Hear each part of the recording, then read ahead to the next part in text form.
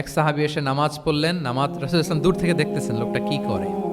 নামাজ পড়লো 2 রাকাত, পরে এসে নবীকে সালাম দিল। রাসূল ইসলাম সালামের উত্তর দিয়ে বললেন, ইরজি' ফাসাল্লি ফাইন্নাকা লাম তুসাল্লি, যাও আবার পড়ো, কারণ তুমি নামাজ পড়ো নাই, মানে নামাজটা ঠিক মতো হয় নাই। ইউ ডিডন্ট অফার ইউর সালাহ in a correct way, proper manner. ওই সাহাবী যে আবার 2 রাকাত পরে আসলেন, রাসূল ইসলাম একই কথা বললেন, ইরজি' সাল্লি ফাইন্নাকা লাম তুসাল্লি, হয়নি নামাজ, আবার পড়ো। আবার পরে আসলেন, আবারও একই কথা।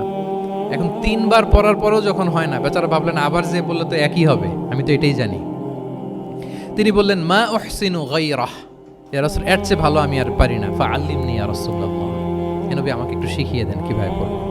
রাসূল সাল্লাল্লাহু আলাইহি ওয়াসাল্লাম বললেন, যখন নামাজে দাঁড়াবে আল্লাহু আকবার বলে দাঁড়াবে, এরপর কোরআন থেকে যা সহজ লাগে পড়বে, তাড়াহুড়ো করবে না। কি করবে না? সবাই বলেন, কি করবে না? নামাজে কোনো তাড়াহুড়ো নাই, নো রাশিং ইন সালাহ, নো হ্যাস্টিনেস ইন সালাহ। নামাজে আমরা খুব তাড়াহুড়ো করি, এটা নামাজের যে প্রাণ, সালাতের প্রাণকে, রূহকে নষ্ট করে দেয়। যখন রুকুতে যাবে স্ট্রেইট ফরওয়ার্ড রুকু করবে, হাত্তা তাতমাইন্না রাকিআন।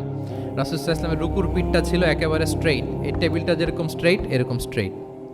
লাউ সাব্বা আলাইহিল মা লাস্তাকার, পানি ভর্তি একটা বোতল যদি রাসূল সাল্লাল্লাহু আলাইহি ওয়াসাল্লামের রুকু দেয়া পিঠের উপর রাখতো, পানিটাও পড়তো না, বোতলটাও পড়তো না, স্ট্রেইট।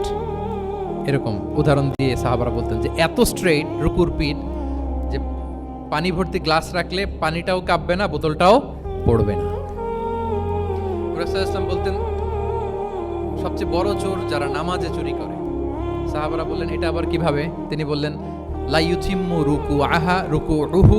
রুকুআহু ওয়া সুজুদা, তারা নামাজের চোর যারা রুকু সেজদা ঠিক মতো করে না।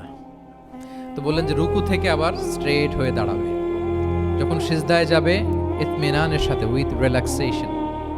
নামাজের মধ্যে কি থাকবে? রিল্যাক্সেশন থাকবে। কি থাকবে বলেন? হ্যাঁ, রিল্যাক্সেশন থাকবে।